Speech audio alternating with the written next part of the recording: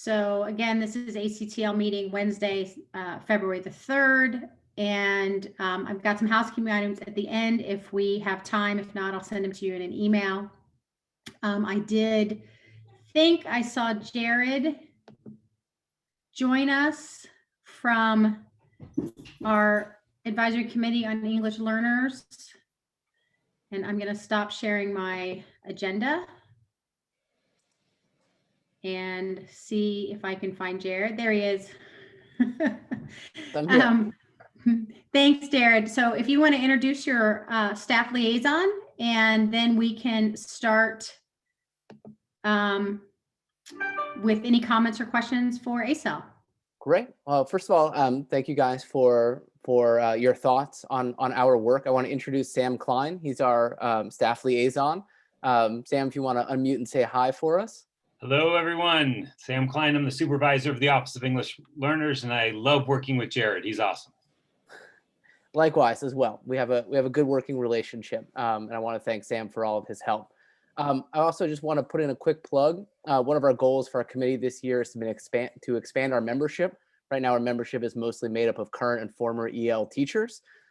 So as you are active in your school environments, if you are an EL parent or you know someone who is an EL parent that you think would be a good fit for our committee, we're happy to work with anyone. We want to expand our reach and give voice to those who traditionally don't have a seat at the table. And it's just part of our equity work. So please take that out. I'll put my email in the chat right now. And so you feel free to contact me, whatever it is, or I'm happy to do WhatsApp messages, whatever it is. Please don't hesitate to reach out. So thank you guys very much for that.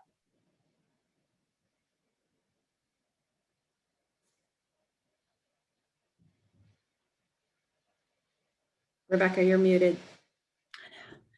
With that, we'll open it up to any questions, comments, suggestions for the English Learner Committee. I know it's cold outside, but come on. Anybody? We just got to give everybody one minute.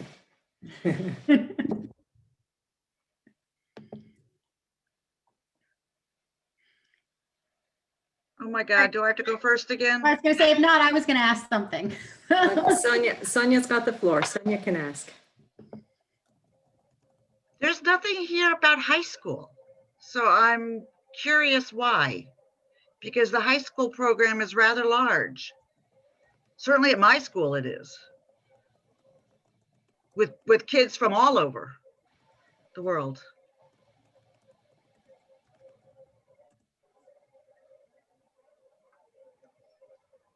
All right, Rebecca, thank you, Sonia, for that feedback. I wasn't here for the last meeting, so I'm happy to respond and thank people individually, or is it more just to collect some questions that we come back afterwards? Yeah, well, no, if we have time, we're more than happy to have a little dialogue, Sure. And then if we run out of time, we'll just collect things. Great. So Sonia, just I totally hear you, and we are always looking, as I said, as I introduced myself, to expand our network. And so we are in the process of working with WNL to work through some with their bilingual family liaison to get some feedback from parents on how virtual instruction is going. So that should be coming with our next report and feedback. But obviously, we're always happy to get more feedback. So if you have some connections, you mentioned in your high school, I would love those connections. Let's reach out and hear those. Most of our resources right now are directed in the elementary levels, but I'm a high school teacher myself, so I'm always happy to make those connections. So please feel free to share. Okay, well, maybe that's one thing amongst ACTL that, I mean, one of the recommendations amongst many of these reports is to cross-pollinate some more. And we've had reports here that we're able to reach out through all kinds of means to all levels. And maybe we should be sharing those best practices so that all of the committees do that, because we can't have just focusing on elementary when we've got, a big secondary EL program that we completely ignore. So I think that's a big issue Jared, if I could to highlight. Jared, if I could just add, though, a lot of the responses did come through conversations with bilingual family liaisons, including some at high schools. It wasn't recorded simply because it wasn't specific from a specific parent at those schools, but we did get some feedback from the bilingual family liaisons at those sites, at secondary, middle, and high. And I'm just going to Okay, well, that's not in the report. Yeah, I'm just going to jump in and remind folks that each of these committees worked very, very hard to gather what they could. And yes, they are very different. We were working in challenging times, not only from an ACTL perspective, staff liaison, staff supervisors perspective, but again, how to get data, reach out to people. So some of it absolutely was lack of direction or clarity from me. So I'll take responsibility for that. Not, necessarily, directing this to the committees. We were trying something new this year to try to be as responsive as possible. So I just, would really like people to take that into consideration. And I mean, your feedback is I totally hear you, and we want to improve on it. But I think everybody just tried to do the best they could in this one. So I just want to say that. So if anything, it's my fault. So I will take the responsibility there. And again, totally hear your feedback though. We definitely want to make sure we're working across all grade levels.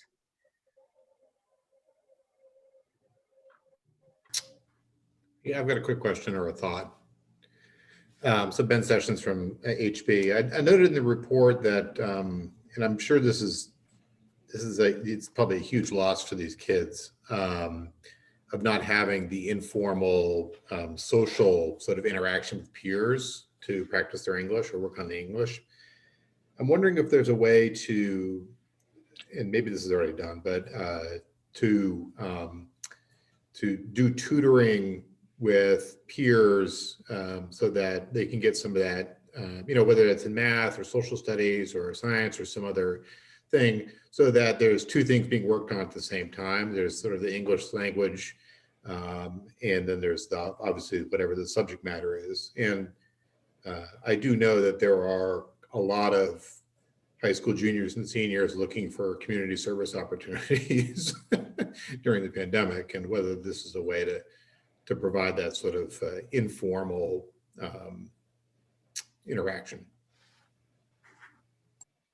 Great. Yeah. Thank you, Ben. I think it's a great suggestion. And I personally have actually just connected one of my former EL students with a student who's looking for IB CAS hours at my current high school to do exactly just that, some tutoring for SOL prep, but also working on developing English.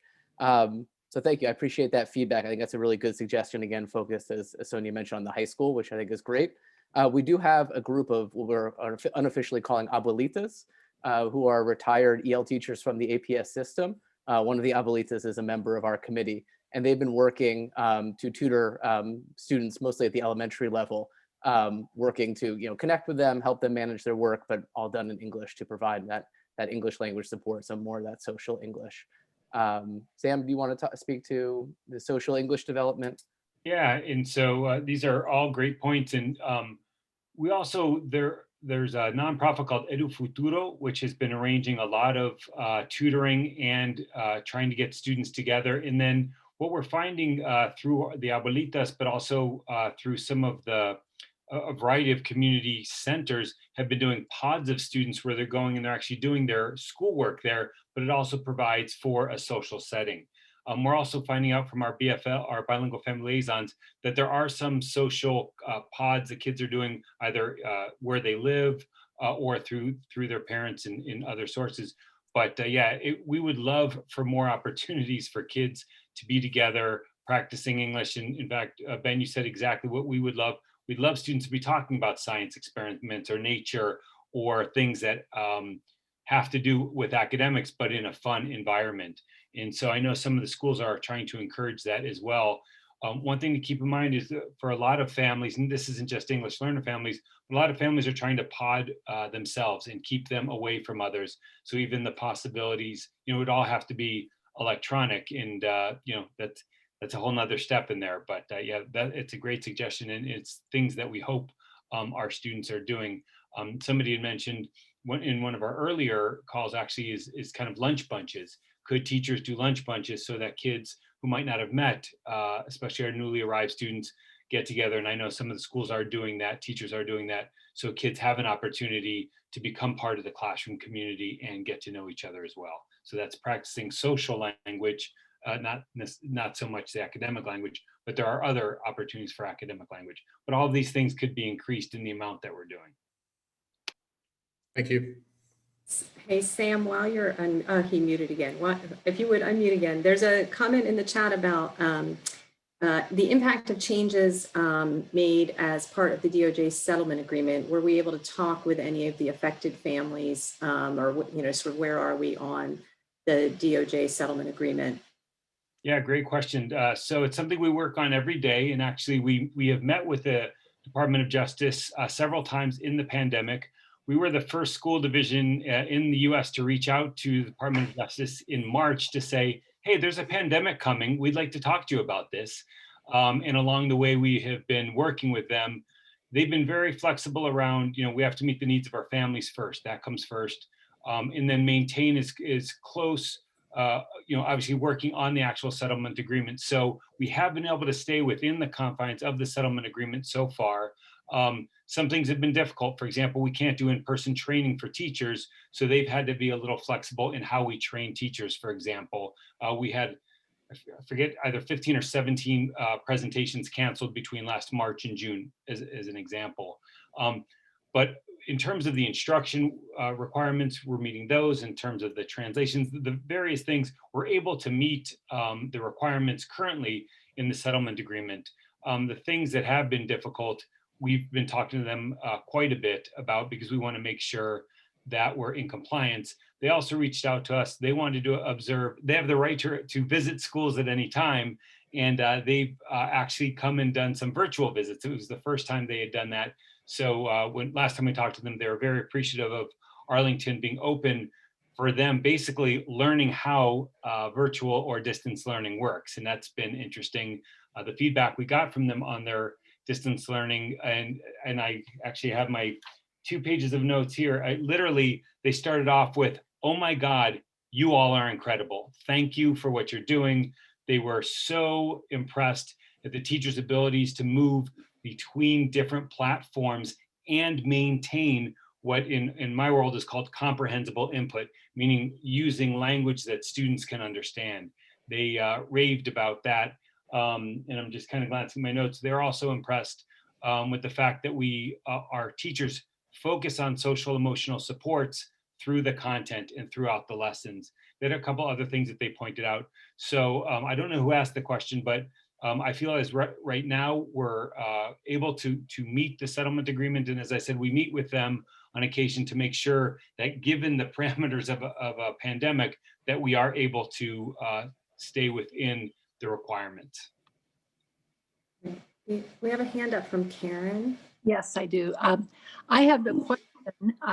Towards the end of the report, they talked about children needing the visual of someone without a mask or having the clear masks. And I was wondering, where do they have a supply of clear masks? And if you don't, how do you intend to get them? Is there, well, I know the deaf programs would have them, but I'm just not sure about another supply, if you have found one. Yeah, so I don't know that our teachers currently are going to be able to get the clear masks.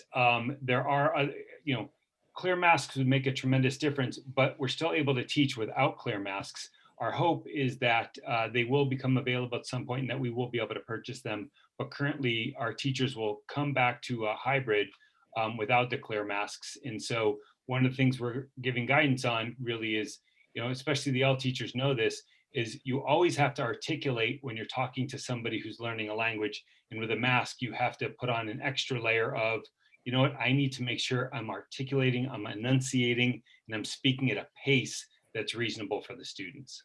Right. And sometimes the students, I used to work with the deaf. And so just thinking about the trouble that the kids had, even in high school, there were 2 teachers who had mustaches, and they were very difficult to lip read. And it would be almost similar to having a mask that is either opaque or that it's close enough that it does distort some of the sounds that the kids would hear in the classrooms. Here they have hearing, but the extra other cues that you get from really watching the formation of sounds and listening to the word all together and seeing it on your lips and your jaw moving and everything, that is tremendously helpful. And it actually will provide more concrete information to help them remember the word and understand what it means. So I think, I'm going to check and see what I can find out about some with or Kendall, and find out what are the possibilities of Thanks, getting. Karen. Okay. I'm so sorry. I don't mean to be No, rude. go ahead.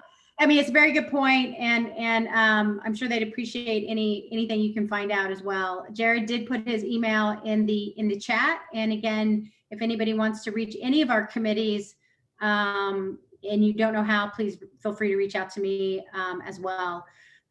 Any other comments or questions for our English Learner Advisory Council of English Learners, ACTL? Please go ahead and put them in the chat. We'll make sure we come back to them. And thank you, Bethany, for reminding people as well. We are going to, again, be getting this off to the committees afterward. And even if you think of something later during the meeting, hey, I forgot to ask, just put what committee you're asking the question for, like ACTL, and then your question, or student services in your question. And that way we can route them a little bit better. So thank you, Jared. Thank you, Sam. We really appreciate your time tonight. And all the work that you guys are doing for our English learner community. Thank you all for that feedback and those questions. I really do appreciate your engagement. Thank you very much. Next, we are going to move to actually, and I apologize, Vera, I call it Student Health. I know it's School Health Advisory Board, otherwise known as SHAB. And I know I saw Vera somewhere. So Vera, if you want to say, there you are. If you want to say hello and introduce your supervisor, I think at least, I don't think Laura's on, but I think Deb is here somewhere. Hi, go ahead. everyone. I'm Vera Cardinale. I am the chair of the School Health Advisory Board. We have been meeting every 2 weeks since August, and actually we've switched to monthly in January, so that's where a lot of the feedback for our report came from. I'll introduce our staff liaison, Deb DeFranco. I saw you earlier, Deb. Good evening, all. And I don't think we have Laura Newton on the line from Student Services, but they both liaise with SHAB. And just a brief overview of our report, we basically divided it into 4 sections. The first addressing health and PE. The second was about socio-emotional lessons that were being delivered in various formats. And then we had a section on synchronous versus asynchronous learning, time on screen, concerns about ergonomics and movement. And then finally, the use or the lack of use of outdoor learning opportunities. Deb, do you want to add anything before we open up for questions? I think you summed it up. It's a very diverse group. They address a lot of concerns within the school division, curricular, as well as health benefits and concerns throughout the system. So there's a lot of subcommittees. They do amazing work. And it's just a great group to be working with. Okay, so now, again, put your questions in the chat if you prefer, or if you want to raise your hand and ask a question. They have a lot of information in the report, and again, a lot of bandwidth there of topics they cover. I'll mention that with regard to health and PE, we only got a lot of input on elementary level, and we certainly heard that K through 3 were more energetic participants on screen, and but as the ages increase, they don't want to be on screen, and who knows by high school, I don't know what's going on. Debbie can speak to that, but if folks have questions about the grade stratification, you can ask Deb. Having students turn their cameras on is an issue, not only just in Arlington, it's a national issue. you know, and Arlington is trying to be very respectful of privacy and confidentiality. However, there will be a new initiative to really increase that camera use, just because it will help with learning. It will help, especially as we now start to look to get back into the buildings so that we can recognize our students when we see them in person. It would be nice to see them on camera every once in a while. I know that there have been different initiatives. Wakefield, I think, has got an initiative that's really student driven. So we're hoping that ideas like that will permeate the school division, and there'll be more and more camera use, especially for performance content, health and PE, more so with physical education. The arts is more performance. So it would be nice to see students and see them do their work. So we are looking to, you know, try to increase that while maintaining their confidentiality. I think we have a question in the chat. Yes, so Chip is here representing the FAC and is curious if any indoor air quality concerns were raised with the committee in regard to returning to school. Definitely, that's been a constant subject matter in all of our meetings. Most recently, we had a very long meeting devoted to COVID and return to school safely issues. We do know that APS has purchased HEPA filters, and they've purchased the quietest HEPA filters on the market for every classroom. So that's staff. They have tried to outfit the schools that can be retrofitted with better quality filters like MERV 13 filtration where they can. I think there's still a few gaps that certain advocates are looking to fill, you know, such as ventilation in cafeterias if we're unable to get outdoor lunches. But it's certainly been a topic of discussion.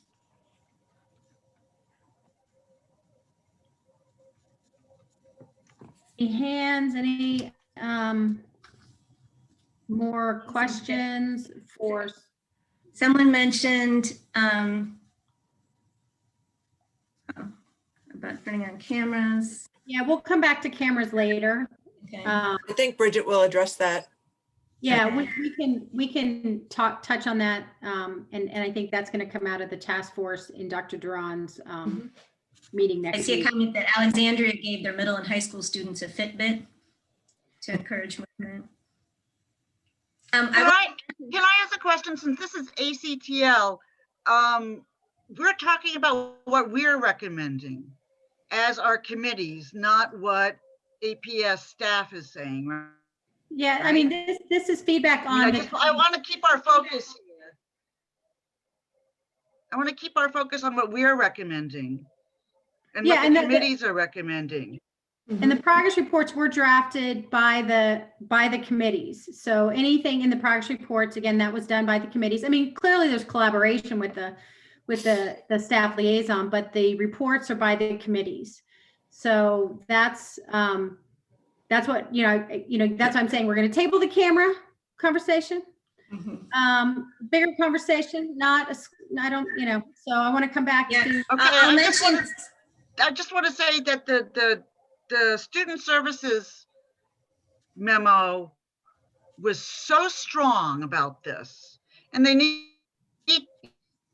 and so these committees need to coordinate, I mean. Yeah, and again, and so we definitely yin and yang here. And we always encourage our committees to collaborate, and we have committee chair meetings and things like that. I can talk to you offline, Sonia, about, and again, in a virtual environment where people are all underwater and overwhelmed, we're doing the best we can.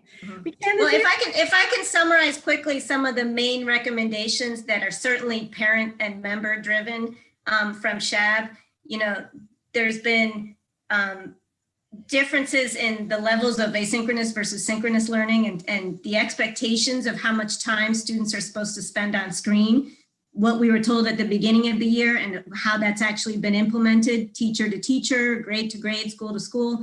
But we feel strongly that there needs to be more time off screen, reading of real books, tactile work, workbooks, send kids outside to observe something outdoors, something to mitigate the epidemic of myopia that we're seeing in our own community, the epidemic of tech neck and eye strain and headaches and sleep disturbances. These are all things that we as parents see happening, and we can directly correlate it to the amount of time spent not moving, facing a screen. So we really want to try and be able to mix up the school day. We're encouraging that classroom teachers lead students in more movement breaks during synchronous time, where if they've been on screen, like being lectured for half an hour, tell everyone to stand up, run through some stretches, do anything to sort of change that dynamic a little bit.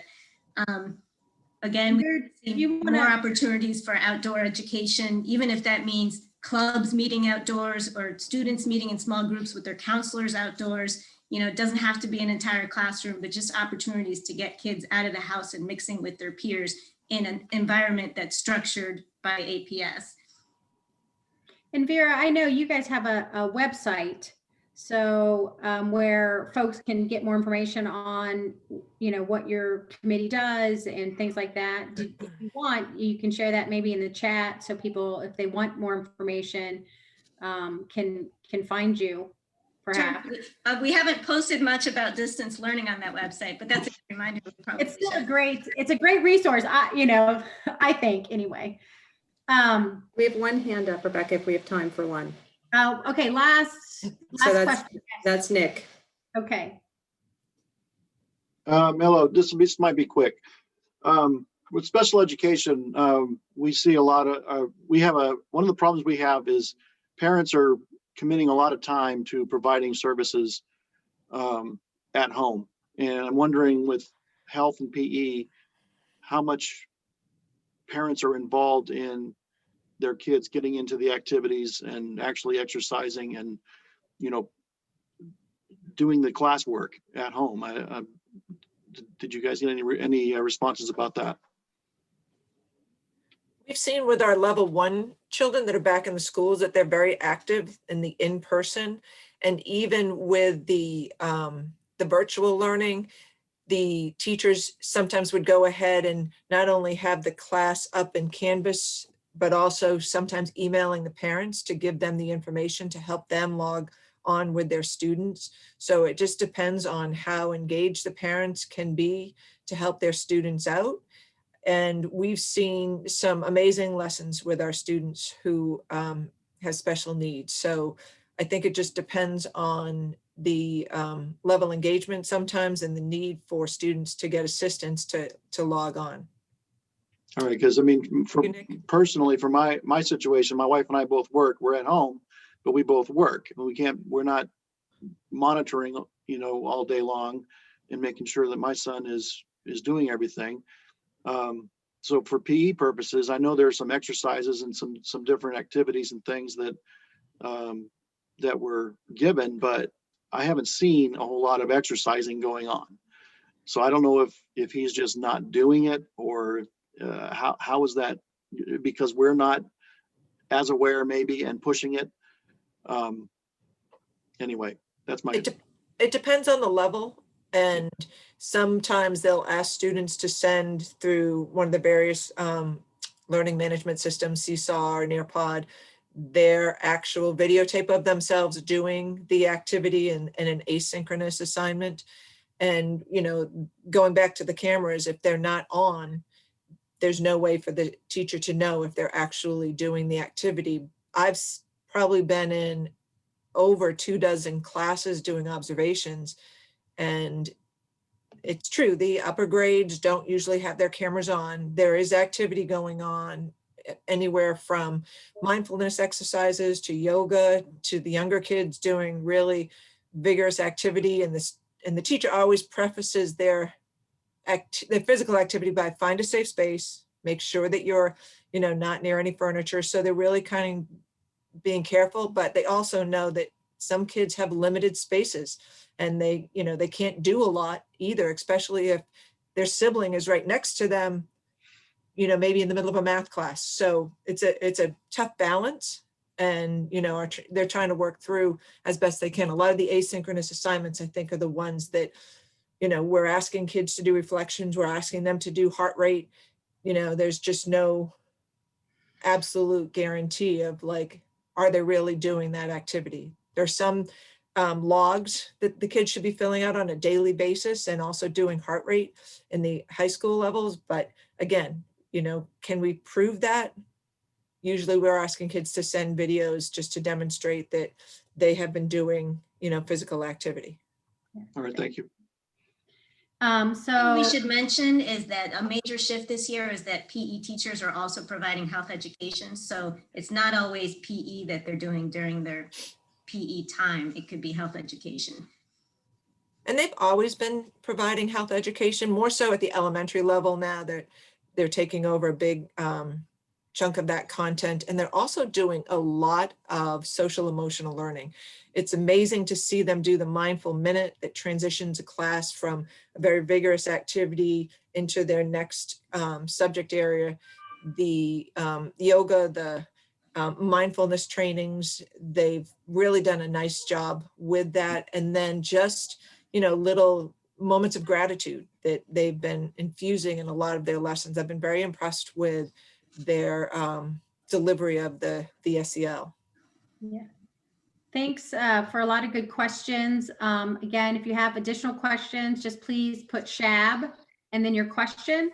So if you can put the name of the committee and your question, that way we can come back to it easier. You know, if we've moved on and you think of something later. So again, Vera, you know, your committee has done amazing work for so many years, and it's more important than ever. So we appreciate it. Debbie, thank you so much for all your help as well. And with that, we're gonna move on. Gonna try to get through all this in an hour and a half if we can. I appreciate everybody's patience. So we are now gonna switch to our Science Advisory Committee. I believe I saw Jason log on. There he is. There he I'm is. here, yep. And Somebody Jason, would you earlier like to today come in? referenced. Thanks, John? Rebecca. Hi, Jason Papakosma, Chair of the Science Advisory Committee. Hi, everybody. I think with me tonight from the committee side first is Laura Ahern and Lita Anestiru. And our science liaison, Dot Lee, is on the call as well. Hey, Dot. Hi, everyone.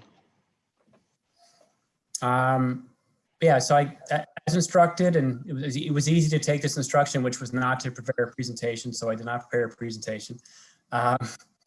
Just, I guess, a couple quick highlights, and then we'll open it up for questions. We put together a survey, and we reached out to different schools. We got 50 responses from, I believe, 59 families. Or maybe I had that backwards. Hold on one second here. So pretty good response rate, and Laura on our committee really was the expertise. Oh, sorry, 50 families, 59 children. That makes more sense.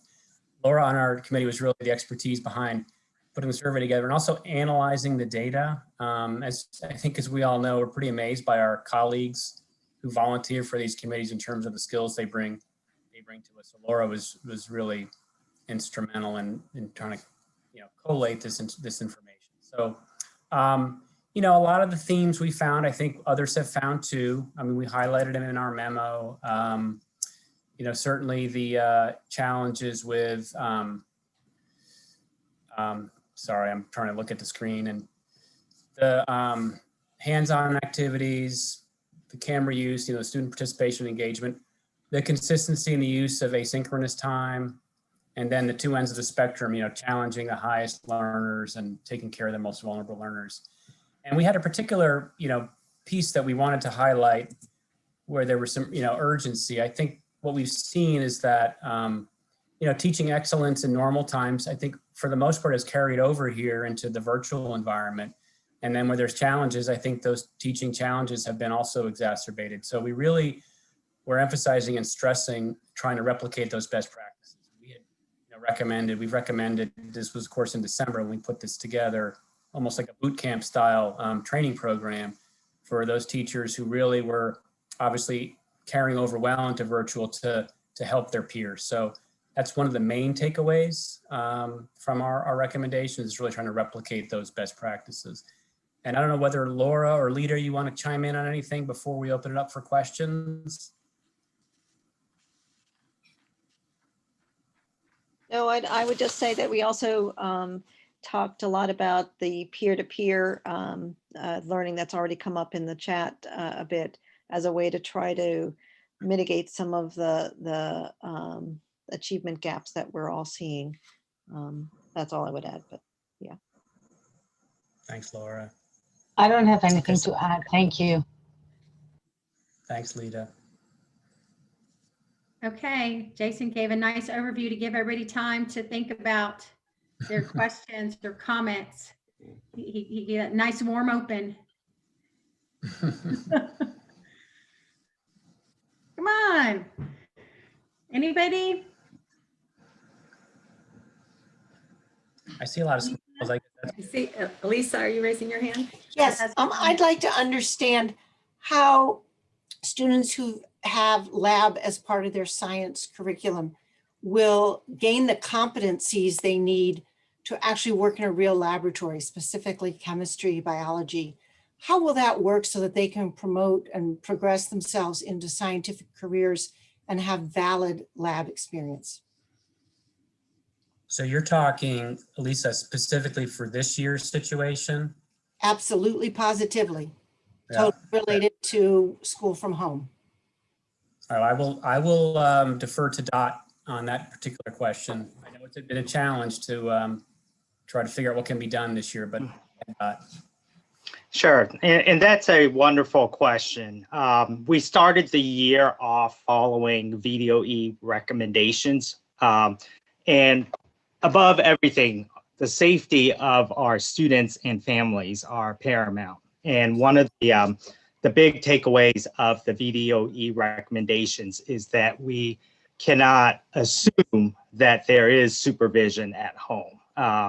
And even if we provided students with safety materials such as safety glasses, goggles, and things of that nature, there is no guarantee that our students would wear them all the time or wear them appropriately.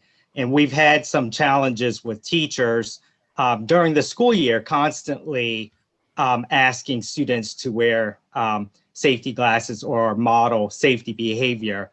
And the question is that if that's a challenge, imagine if they have zero control over safety at home. And the other piece that was emphasized by VDOE is that there are things that may seem very innocent or very low risk that we can't make that assumption, such as even boiling water or using vinegar. That even though the student may be 10th grader or 11th grader, we also need to be mindful of siblings. That many families sometimes rely on their older kids to watch over the younger ones. So there's a lot of those safety guidelines that we. Excuse me. I really appreciate that, but I'm looking at how is science department anticipating a supplemental lab service, lab skill set, additional coursework, extra hours over the summer, perhaps another half credit course in the fall, so that students can actually gain the skills in a licensed laboratory that is supervised. I'm not asking you to do it at home. I'm saying, how are we giving content and skills that are essential for them to progress in scientific careers? That's my question. I hope I'm clear. Yes, I just wanted to give everyone a little kind of like a context in terms of why we're not doing actual labs at home.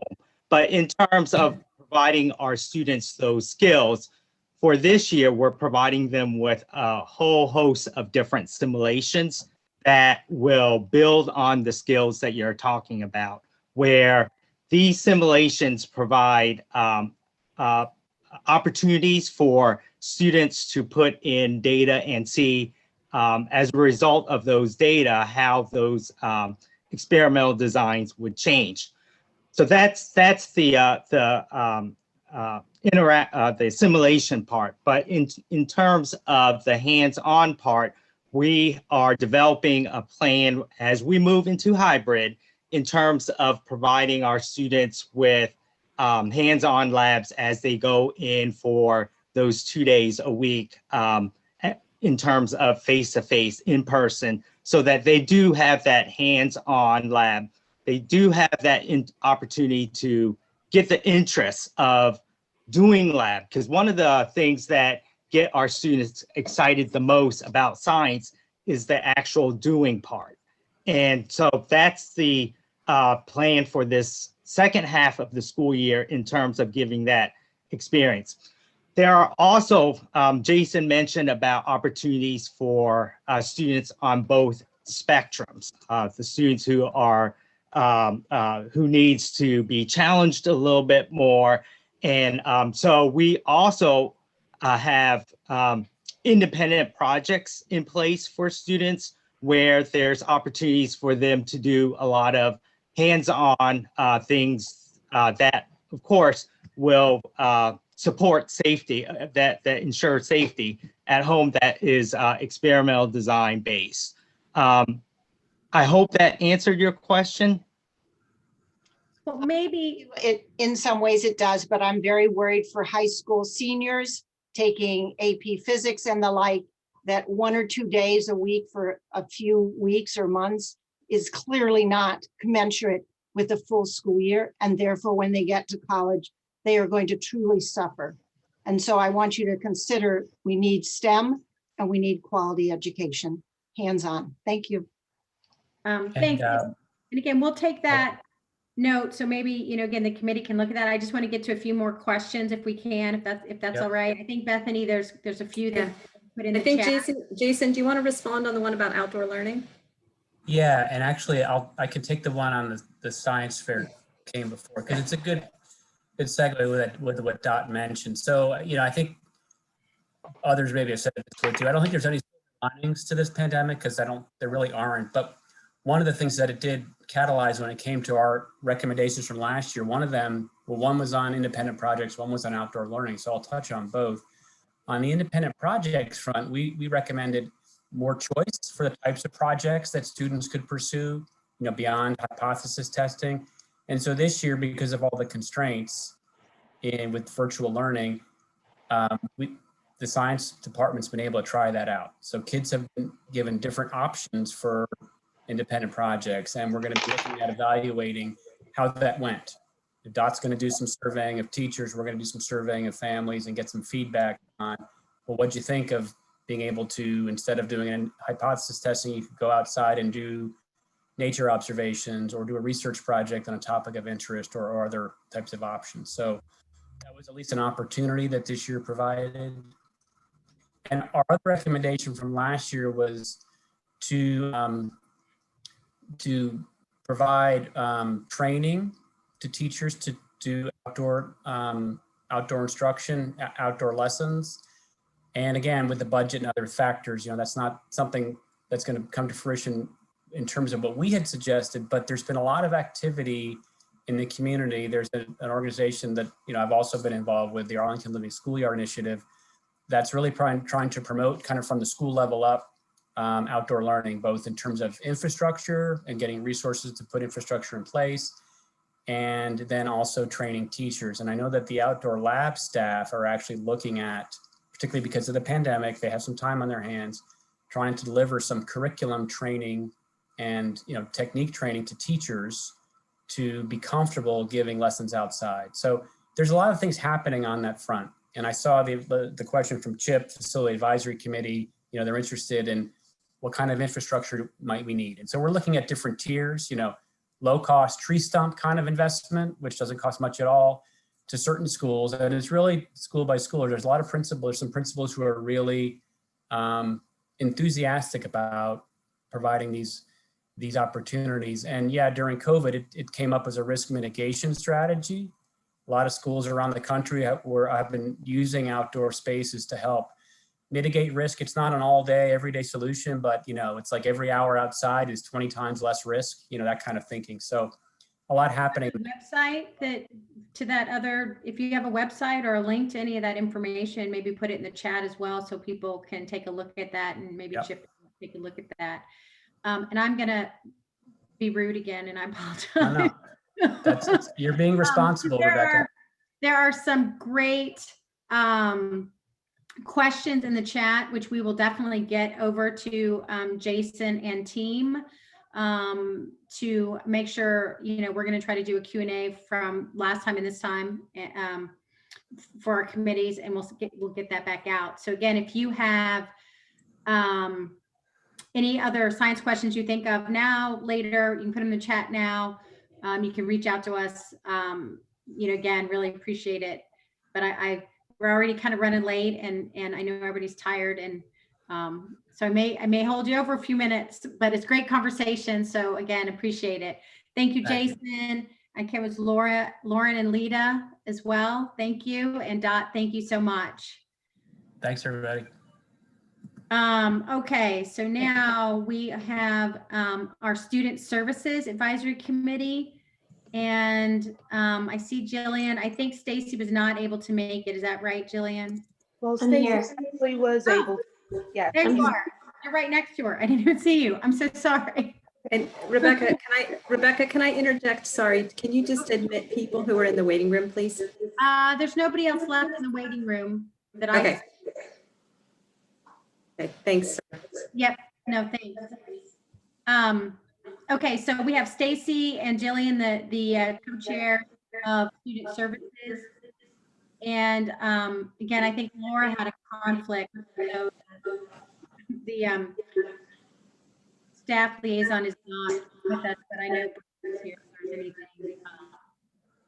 anything that we from ACTL to address. Stacy, do you want to take it away? Sure. So Jillian and I are co-chairs of the Student Service Committee. This is our first year. The Student Services provides a lot of services to cover social workers, psychologists, and counseling. Our approach was kind of to do an extension of our recommendations last year that really focused on social emotional learning.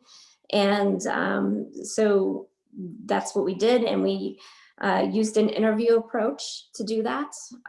We interviewed, we had about 23 interviews across 10 different schools.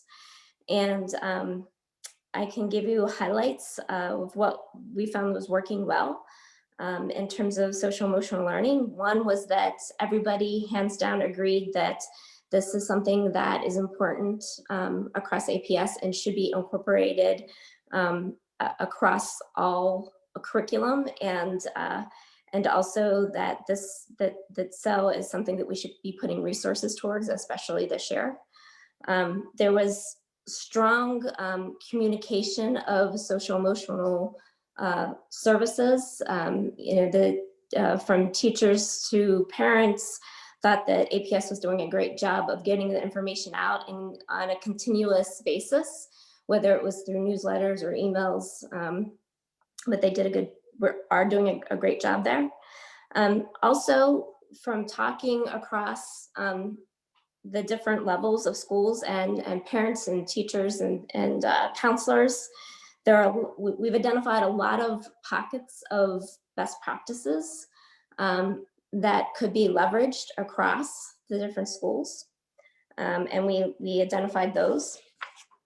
In terms of where there is improvement that needs to be made, I really think that if you read our memo, the underlining focus should be on structure of social emotional programs and how they're managed across the school district. You really have to look at the organization itself because the structure that is in place is very stovepipe. So that creates, there's no hub and spoke model that allows for bi-directional data. And there's no way to set a baseline of standards that could be easily measured. So if we're looking at, one school that is, for example, there are a number of elementary schools that are implementing the same SEL program. However, from a district level view, we don't know how well they're doing across all those schools, right? There's no standard or baseline of how those being implemented. It does seem that schools are collecting data. That data is just not being filtered up to student services so that they can understand the impact that they're having in terms of, you know, providing the self-training. So it's kind of really the end to end. Jillian, do you want to jump in on some other aspects? The only thing that I would add, I mean, is that our memo looks very different than everybody else's because everybody else's committee centers on only one subject, and so student services center SEL will cover everything from a child who's learning English to a child studying science and math. So it was more set up a conversation so that everybody got a real big picture as to how SEL is delivered across the spectrum and how it's working and how it's not working. So we hope that it was comprehensive and welcome any questions. Yeah, so again, we'll try to monitor hands, and please feel free to put questions, comments, suggestions in the chat.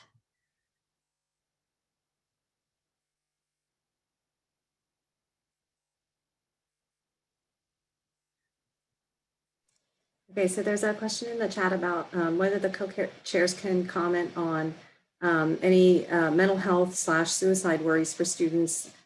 First, and second, any worries about staff cuts with the upcoming budget. There had been, it looks like so the school board had hoped to add more drug and alcohol staff and school psychologists. Stacey, you want me to, the big problem in doing what we did is the lack of data. There were surveys that were sent out to students. There were lots of ways of collecting information. However, we couldn't get that information to review it because there are so many different ways of assessing, and then the information that's collected isn't then produced in the manner to be reflective and then sent back out, and then to do a double check to go back to see what the responses were, if they were reviewed, and then steps implemented to change things. So unfortunately, I mean, I don't know if Stacey has anything to add. We wish that we could speak to that. The information that we got was from the empathy interviews that came from that. Right. We understand that there were a number of surveys completed and on social emotional well-being across middle school, for example, but we were never able to see those results across the board to say, you know, at a district level, what are the main things and what are the main concerns and how are they addressing them and what are the action plans across the district. Again, it goes to the very stovepipe structure that I think we have in place. And like I said, Laura is not unfortunately here this evening, so we'll make sure, like I said, I'm pretty sure Bridget's here somewhere. So hopefully we can, you know, we'll get some of these questions that maybe need to be answered by staff, you know, over to her. And again, we can add it back in the Q&A, and unless Bridget, if you had anything, or we'll just get these over to Laura. No, I think it's good, and I would hope that Laura's already had some conversations with the committee, but expects to follow back up with the committee in February. So that'll be another opportunity to engage in discussion.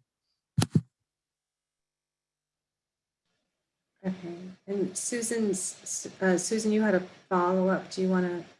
Well, and I think that the staff and all the parents who are working on student services in the last, I've been with ACTL for more than 8 years. The big issue for the last 8 years has been that we had a dramatically too low number of drug and alcohol counselors, especially across the middle and high schools. And with mental health, we were trying to add, you know, because I think to hire a psychiatrist right now, I think is in the $120,000 range for the FTE price. It's not cheap.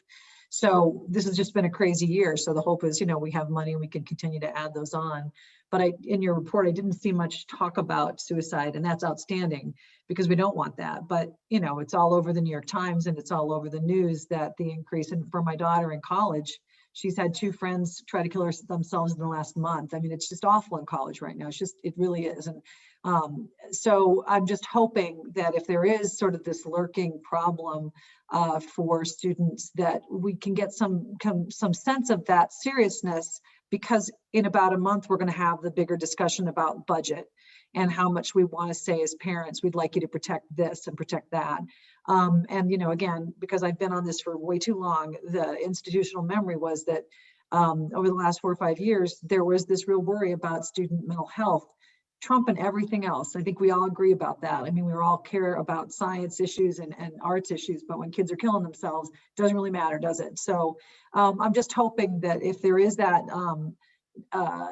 Bridget, if the schools, you guys have all the data, and a lot of this is privacy issues too, which I respect. But if there's a serious problem with mental health because of COVID getting worse, I would want to know on ACTL so that we can then use that when we have conversations with the superintendent and give support to the Student Services Committee. Thanks, you guys. Thanks, Susan. And we are going to be having a budget update because the superintendent's budget, proposed budget comes out in February. So that is one of the topics in our March meeting. So just preview there. And if I could add, that was part of the reason in our memo, there was a lot of emphasis on the slowdown with academics, because we do realize that children are having a very difficult time, not only connecting with other children, but just getting through distance learning day in and day out. And there needed to be an emphasis on, yes, we still need to have tests, but we have to figure out a way to get these students connected, because if they feel connected, that can then lead to other things like maybe turning cameras on, having groups that get together on Mondays. That's why we tried to come up with the idea of the COVID-19 programs, because it would concentrate on what they were feeling in real time right now. We were trying to push that for a while, but we have been able to get a start in one school, but it's been difficult because there's a balance with, we need to still have the academics while we're still dealing with this pandemic. It's just been very hard. Yeah, I see. So I see Jenny, you have your hand up. And again, this is probably the last question. Please put things in chat and we'll make sure we get this over to Stacy and Jillian to follow up on. Thanks. I was fascinated in the report, the paragraph about the nuanced difference between mental health and social emotional learning.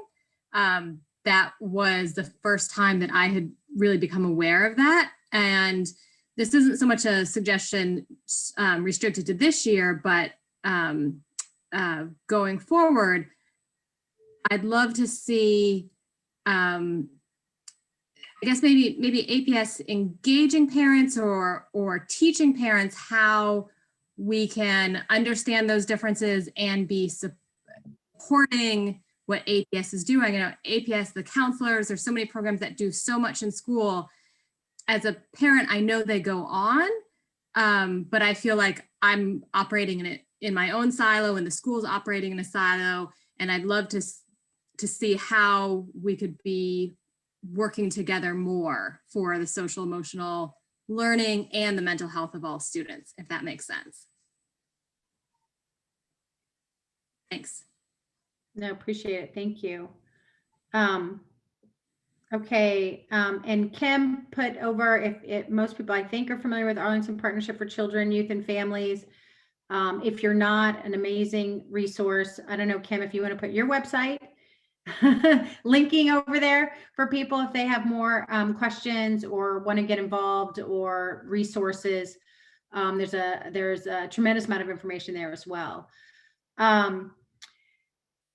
So Stacy, Jillian, really super appreciate all of the work, all the effort. Thank you, Kim. All the work that the committee's doing, and I know there's so much more. It is such an important topic. So again, really appreciate it. And we will get the rest of these questions over to you and Laura to make sure we can try to figure out, for the February meeting for you guys to get some of these answers back for our ACTL membership. Thank you. Thank you. Next, we have our ASAC, Special Education Advisory Committee. And I know Nick is here.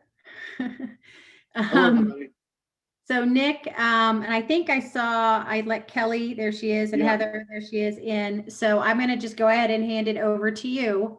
All right, thank you. Good evening, everybody.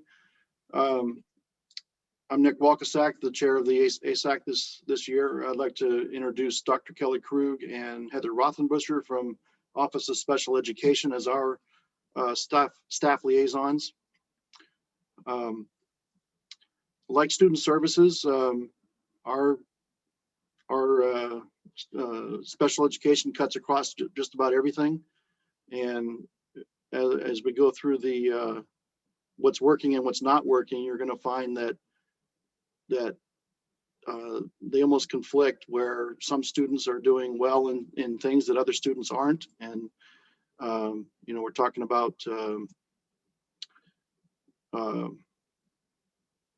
just their ability to access instruction or not access instruction, the parent involvement, related services. A lot of parents are doing that themselves rather than APS.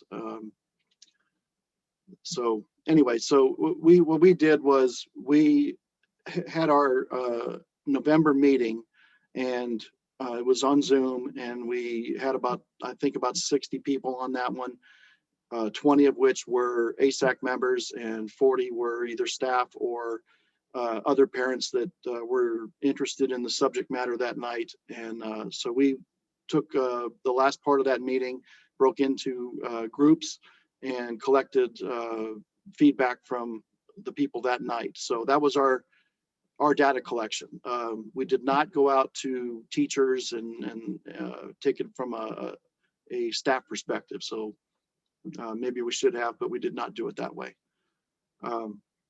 So anyway, our report is short, so I think we can take some questions at this point.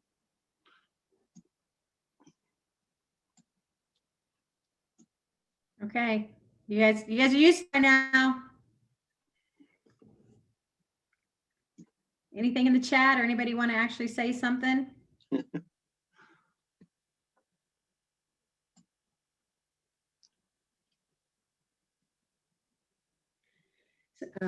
Susan says, can you just reiterate your top concern? I mean, the top concern I think is there's two of them. The related services was a huge concern, and I believe the lack of communication with families. IEP teams are sometimes not responding well, with the services that they're supposed to provide, and a lot of families are frustrated with that. So I think those are probably the two biggest concerns.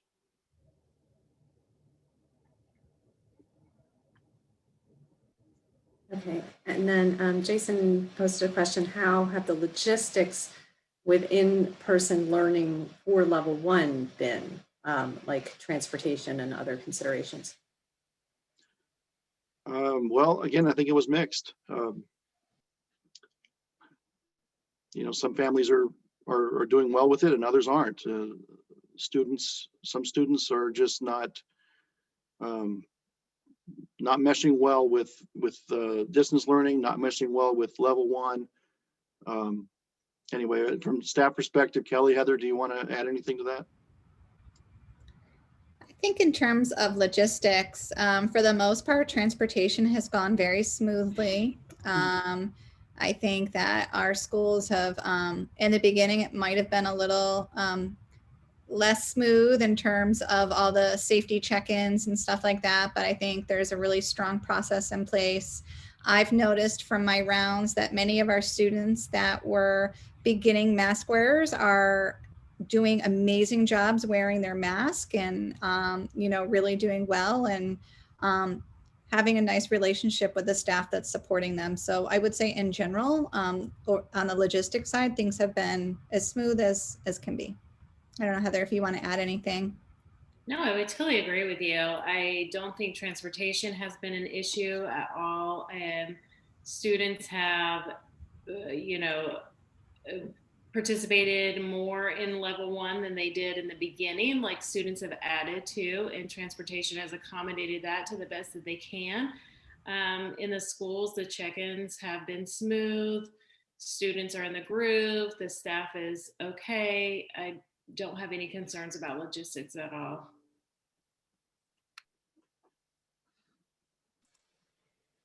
Okay, and then, Susan posed the question similar to Elisa's question earlier. Will there be any attempt for catch-up work for these students? And I'm not sure, Susan, who you mean when you say these students. Do you mean all? We're talking about special ed students. Right, but I mean, does she mean all of them or level 1? Because we were just talking about level 1.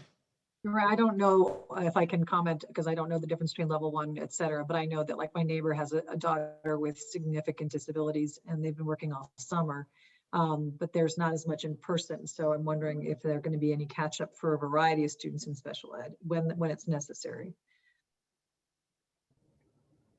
Yes. Yeah. As a system, we'll be offering recovery services. We're still in the planning phase of, what some of those models could be, and very much waiting to see when in-person instruction might be able to begin. But absolutely, we're planning and prepared, and we know that many of our students with disabilities will need some recovery services. And we're working very closely with the VDOE to understand the recovery service guidance and to make sure that we are accessing every resource possible to make those services available.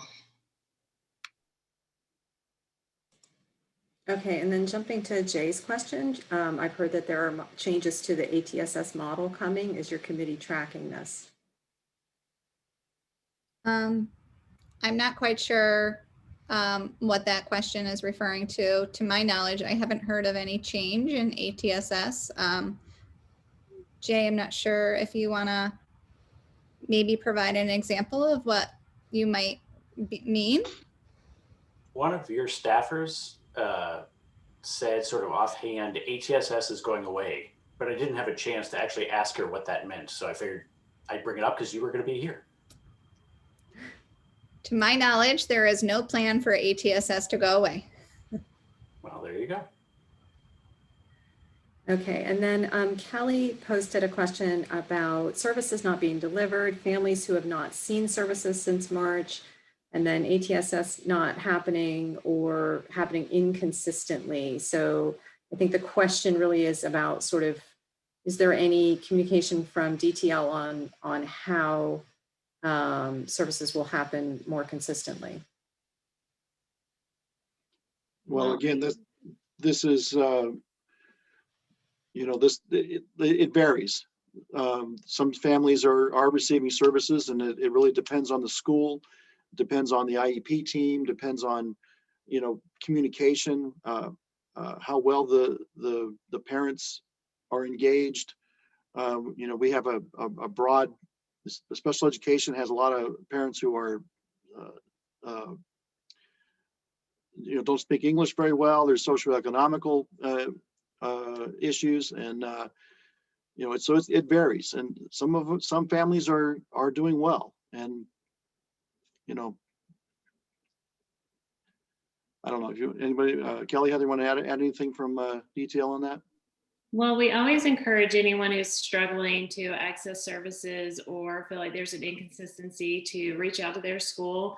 And if the school is not being responsive to them, to reach out to our office, and we're more than happy to help make sure that they are receiving the services that they're entitled to.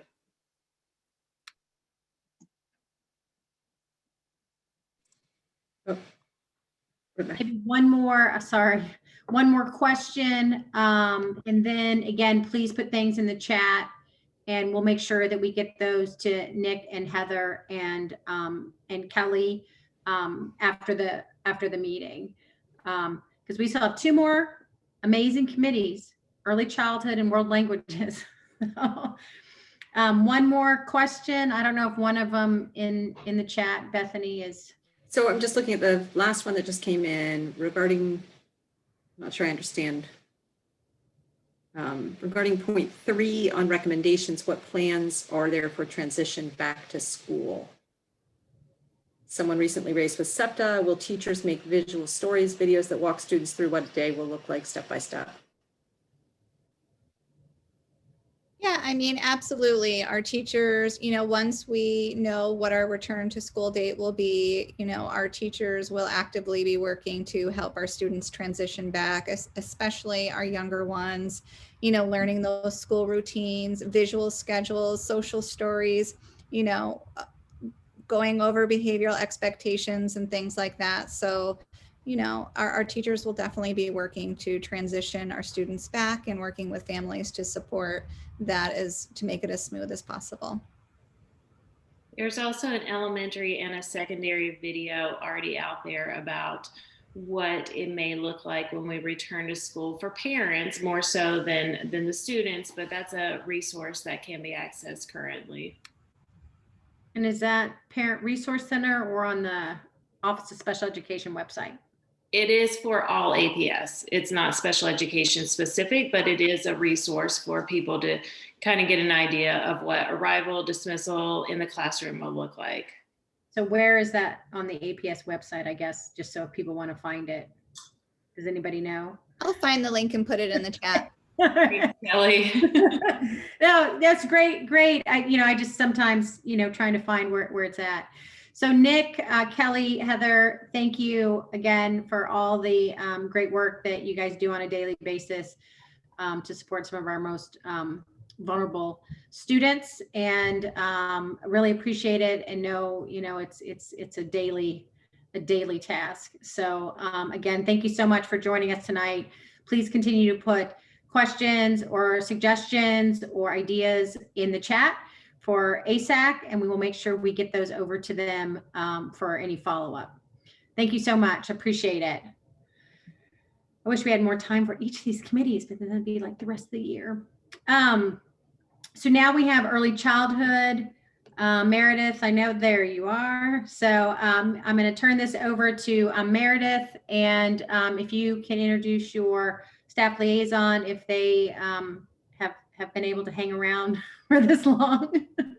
Appreciate Yeah, last I checked, Elaine was here. So Good, okay. I'm Meredith Jekyll. I'm here representing I'm the chair for the Early Childhood Committee. Elaine is here. I think I saw Wendy Pilch, who is also somewhere on this multiple screens, and she's been really actively involved in our committee this year as well. So I know everybody's really busy and they didn't have time probably to read all of the reports. So I'll give you a quick synopsis of our committee's report. Starting with things that we felt were going well. We felt it was important to recognize the adaptability and the flexibility of our teachers, administrators, parents, and most of all our students. We've been collectively really impressed with how resilient everyone has been, including our youngest learners, that they're continuing to be anxious and eager to get online and engage with their teachers and their peers. As other people have mentioned, that a willingness to engage can start to diminish as the kids get older, but our very youngest learners are eager to get on and see their friends and teachers every day. We also noted, and something that's going well is that this unusual environment we find ourselves in has presented a unique opportunity for new partnerships, that we're seeing parents who have an opportunity to see what their children are learning, their curriculum, what a morning meeting looks like, and it's providing a window into their children's school experience that they might not otherwise have had. And the consequence of that also seems to be that parents and teachers are partnering in ways that they might not have been in previous years, and that's opening new opportunities for collaboration and to the benefit of the youngest learners. In terms of things that we felt needed work, that we felt that that our youngest learners need more engagement in almost every way. They need more engagement with their teachers, with other caring adults, and also with their peers. As was noted with the Student Services Committee, there's been a lot of work put into these social emotional lessons. And what we're finding is that the kids don't have an opportunity to practice those lessons with their peers. So the committee talked an awful lot about how to increase engagement, starting with decreasing the number of people that they're engaging with at one time. The committee found that the kids were least likely to actively participate when they were in large groups. And while our initial inclination was to talk about small group instruction, which focused specifically on teacher to child ratio, we actually decided to broaden that thinking and think also not just about how they could get small group instruction, but how they can have opportunities for engaging with each other in a small group with other caring adults, because the kids were more likely to talk and engage if they were in a smaller group. And so we see that in all areas of their day, that the number of opportunities we can provide for kids to be with a smaller number of people, the better the outcome all around. We also noted that families were struggling to acquire the non-digital materials, you know, things like asynchronous work that's done off the computer, things like books, workbooks, math blocks, all types of manipulatives that kids could use. And we talked about the need to streamline communication for parents around when and where to pick up materials.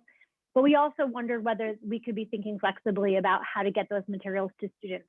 The same was true. I think our committee really felt passionately that we should be utilizing all of our resources. That means all of the school staff, even those that are not normally tasked with instruction. And we also would like to consider engaging parents and caregivers and grandparents.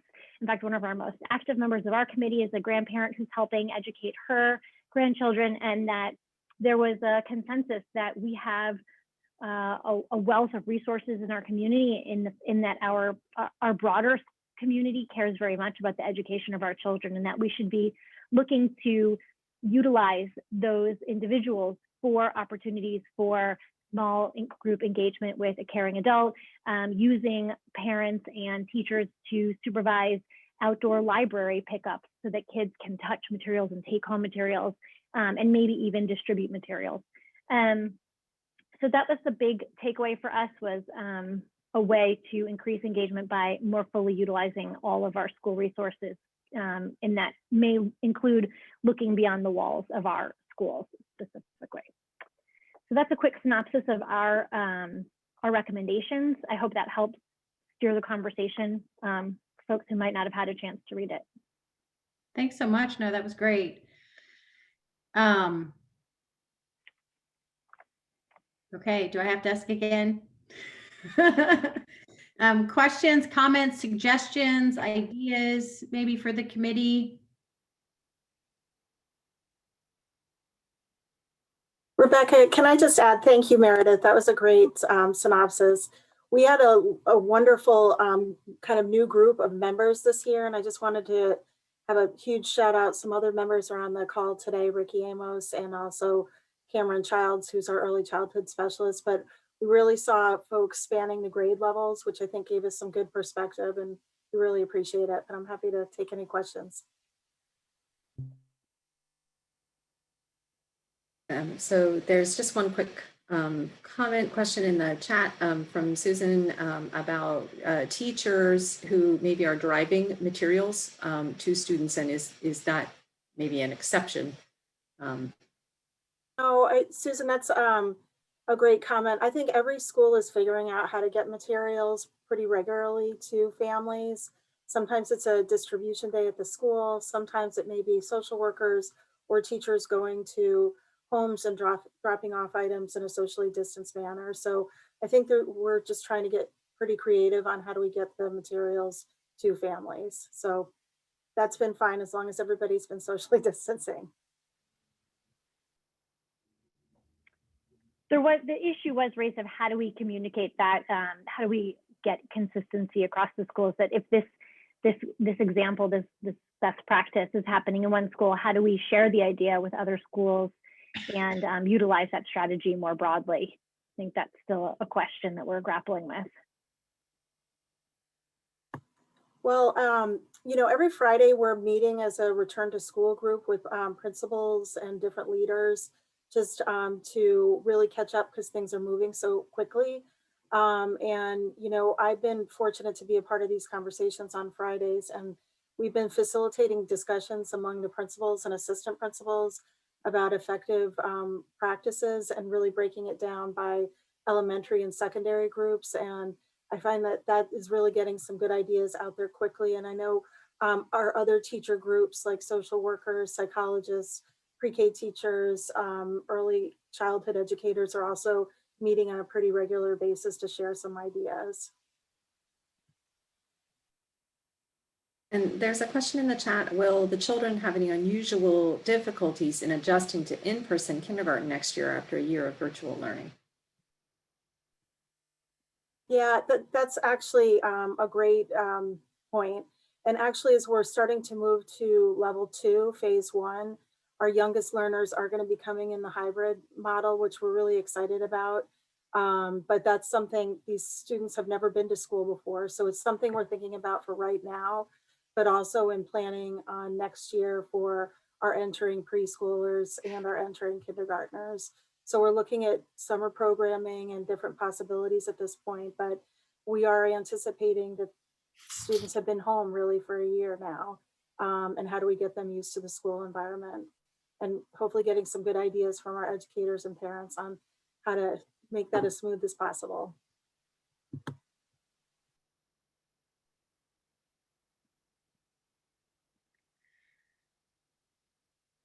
I'm just gonna, how do we get consistency? That's a thematic thing, I think, across ACI, now ACTL, now every committee for years and years and years. It was definitely, it's always the theme, I think. So I don't think we're going to answer that here. I think it's important to continue to raise it in every, way, shape, form that we can, because again, until there's, in our memo, accountability at the principal level for some basic requirements, and then you can have suggestions, on top of that. It's really hard to do that, and we as a school system, in my opinion, have not moved the needle on that issue. So, but more to come. That definitely was highlighted in our overall memo. One more question for early childhood. I think Bethany, you had one somewhere in there, didn't you? Well, I just made a comment that the youngest learners will come in if they have chosen hybrid. Many have not, and many low-income families have not. So I think it is a really significant concern about kids coming to kindergarten next fall, depending on whether they have in fact been able to engage in person at all this year. But I think Elaine knows that. Bethany, thank you for bringing that up. We members from our office are actually assigned to the CLTs at every school, and this has been coming up especially with the mid-year data for students in VPI and early childhood special education. And I think we are really thinking about, hopefully we will be open and in person this summer, of course sooner, but what can we do during the summer to really get these kids prepared for kindergarten in the most gentle but quick way that we can. So that's definitely a concern that's coming up in the schools that we're supporting. Okay, great. Well, thank you so very much. And again, any other questions for our early childhood in the chat, again, reach out. I'm sure they're, again, more than welcoming for your suggestions today, tomorrow, and as we go forward. So again, I'm going to ask for your a little more time. I know I try really hard to keep us to an hour and a half, but we've had some really great conversations, and certainly last but not least, it was a completely random order. So I apologize to our World Languages Committee for having to go last, but get ready. So Meredith, Elaine, Wendy, I think I saw your picture pop up somewhere. Thank you so very much for all the work that you do and taking the time to come and present to our membership tonight. So thank you so very much. Okay, so now Adriana, there you are. So I am going to, I think I've let everybody in. If I'm missing anybody, I'm trying to pay attention. But I'm going to hand it over to Adriana, the chair, and she can introduce her colleagues that are here. And I think Elizabeth is somewhere. She is. Okay. Thanks everyone so much for staying. I know it's a long night, but we appreciate it. So I'm Adriana McQuillan. I am the current chair for the World Language Committee. We have our esteemed Dr. Rick Jackson with us, my co-chair and basically an encyclopedia of the organization for several years back. And Elizabeth Harrington is our World Languages Supervisor, is here with us as well. So our way of collecting the information, Elizabeth was very gracious to offer the teachers some time at a professional development meeting in November so as not to put something else on their plate or take any more of their valuable time from them. That was where we got a lot of responses from middle and high school teachers to the questions that we put up to them. We did some open-ended questions. Every question was absolutely optional. If they wanted to answer just one, some, none. And then we also did some questions with some scales, as you know, agree, slightly agree, disagree, etc. For reaching out to parents, we tried to reach out to each of the, oh, I'm going to say one thing. I did put a link in the chat. If you're a visual person, I did put some of our notes for our biggest points from our presentation, from our report in there. So if you go there, there's a link for that. So reaching out to the parents was a little more difficult. We did try to reach out to all the schools, the 2 immersion elementary schools, as well as all the middle schools and the high schools, to see if they could put a link to our questionnaire in there, however they reach their folks. And we did, we got great feedback. We got around 95 responses from parents and 34 from teachers. And the 2 surveys were slightly different, bearing in mind the different roles that everyone has in this virtual learning situation. So we do have some high school feedback as well. I know that some of these reports weren't as fortunate to get as much of that. We did have a lot of commonalities with so many of the comments we've had between this meeting and the last meeting with the other committees, but the top differentiators, most specific to world language, was the lack of the ability or very few opportunities for listening and speaking, especially dynamically. And so that seems to be a little bit of an impediment in moving forward with language acquisition, with the second language acquisition. But, you know, plenty of the other topics that came up for us too was, you know, use of cameras, some of the equity issues with which families had the ability to find other resources for their students to push them along, whether that be in tutoring or programs or out school or wherever else. Technology support, lack of time for the teachers to get everything done.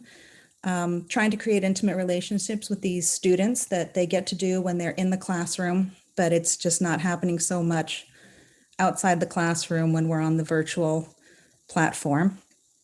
Small group instruction is desired. There's just not as much of that in the few minutes that they get every week or every day for their language development. Some lack of differentiation, and there's lack of consistency across the board between either schools or programs. So those are our biggest highlights.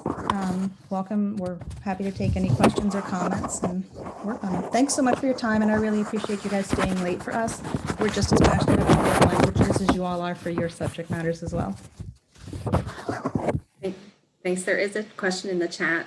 To what do you attribute the gap between the large percentage of teachers who believe students are making adequate progress and the minority of parents who think their students are generally making progress?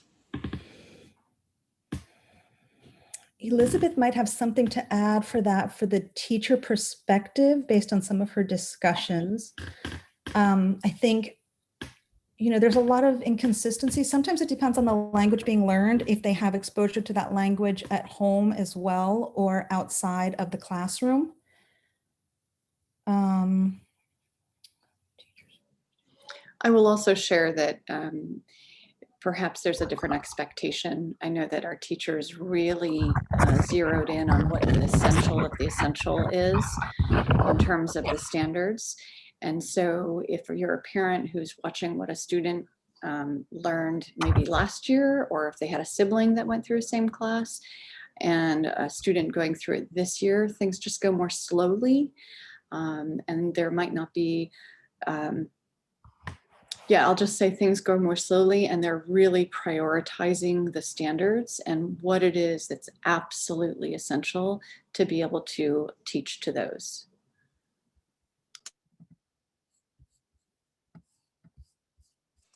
Okay, and then there's a question in the chat about whether FLES or Elementary School Foreign Language, whether DTL is doing any planning around potentially bringing that back in the coming years.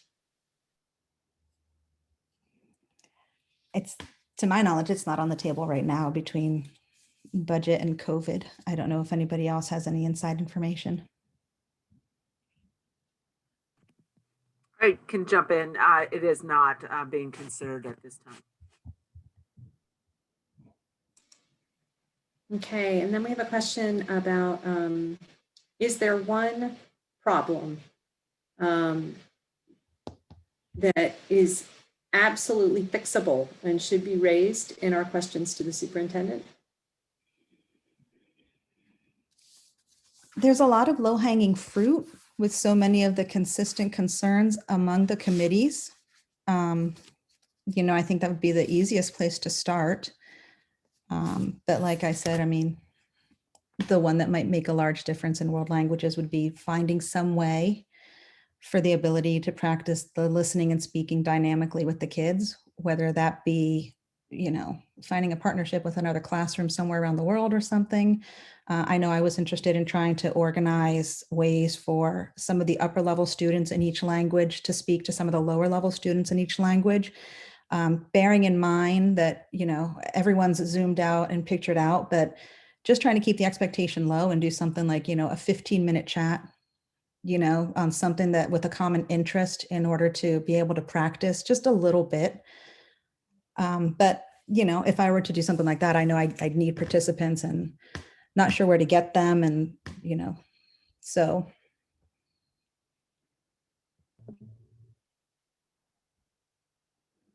Yeah, mentorship has definitely come up a few times. So, you know, I think that as a whole, we could definitely raise as a theme, I would think. So maybe we can get some of the schools that have done it successfully to consider expanding it, you know, into different content areas in world languages. Translation of assignments to English so parents can help. There's been a lot of requests for that, most especially in the 2 immersion elementary schools. I've not seen much of it happening. So a lot of parents amongst themselves are recommending trying the Google Translate app. I suppose you hold it over a sheet or a computer screen and it does something about translating it. And Kelly, I'm not sure if the computer issue for teachers has been fixed yet or not. Some of it might depend on the teacher or the computer. I know I've spoken to some teachers who, unfortunately, their computers are so old that, you know, if they open an extra screen, it crashes, or they can't use a certain version of one of the apps or softwares because they don't have enough space on their computer. So I don't know if any of those have been fixed, if computers have been upgraded or reissued, unfortunately.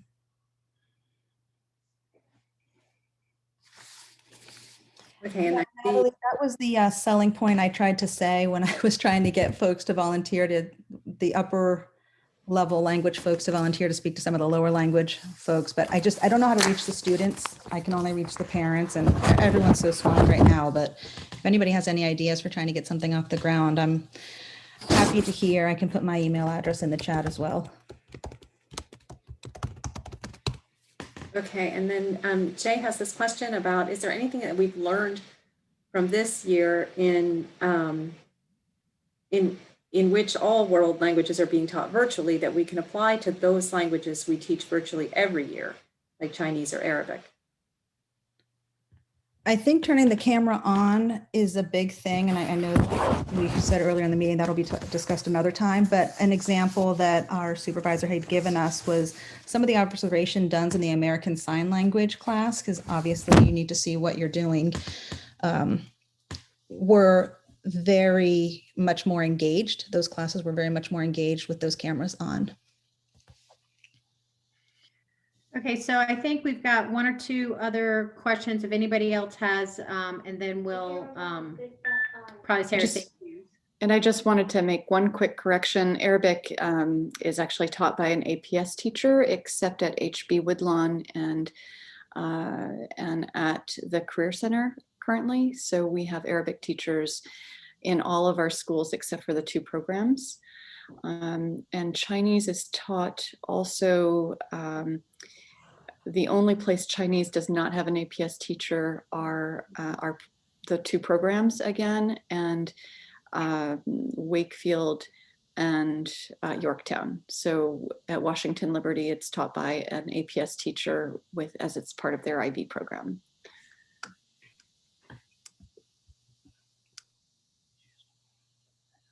Was there one or two other questions? I think there's a question that Sonia posted that said, would you like to address the issue of having computer classes, coding as world language credits?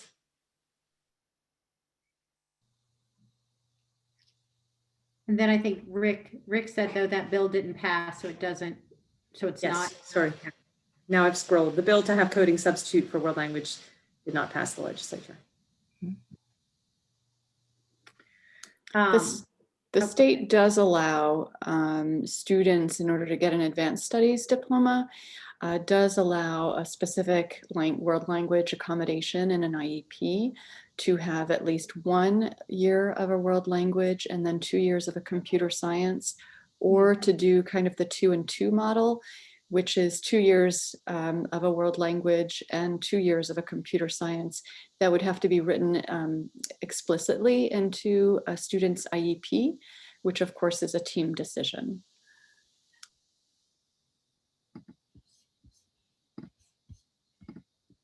Okay, well, I want to, again, if there's any more questions before everybody leaves, please, I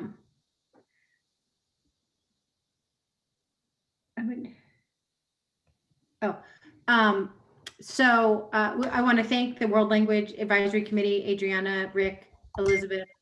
Thank you so much for your patience tonight, and I'm sorry, short straw that you guys were last on my list. Again, nothing personal. And so real quick, I know we've lost some people already, but just as, again, thanks to all the committees, that March is going to be a packed meeting because we had to push a few things from today because of obviously missing completely unexpectedly, obviously, our January meeting. That we're going to have follow up on the IPP. The IPP will be presented this Thursday as a monitoring item. So Jonathan Teresi is going to come and give us an update in the March meeting. But I will also send the links out to everybody before that. The budget gets released in Bridget with the 3rd week of February. I don't have the exact date off the top of my head, but it's in the next couple weeks. On February 25th. There you go. So then we will have a quick budget update. So everybody hopefully we'll send links out to make sure people see it, but a quick budget update as well in March. So, 2, I think, very important topics for ACTL to pay attention to, sorry. And that's our regularly scheduled meeting in March, the first Wednesday of March. And I think those were the main things I wanted to mention for tonight. And of course, feedback to any committee, all committees, volunteers for our committees, that's the workhorse and the heart and soul of ACTL. So please send volunteers or suggestions, ideas, and we will make sure the committees get that information. So thank you so much. Really super appreciate everybody's time. And anything else, you know how to reach me, I think. So so thanks so much. And Bethany, did you have something, or is that a hand? No, that was clapping. Oh, see, I don't know the difference. I think I'm tired. Anyway, all right. Well, thanks to everybody so very much, and everybody stay healthy, and we'll talk to you soon. Appreciate it. Thank you, Rebecca.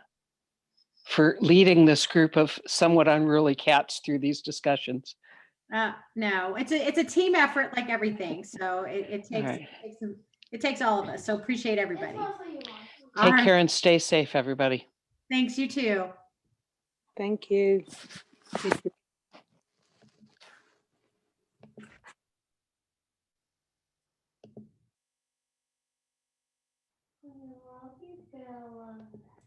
Thank you, Rebecca, for your leadership. Much appreciated. Oh, thanks, Elisa. We'll catch up soon. Paige.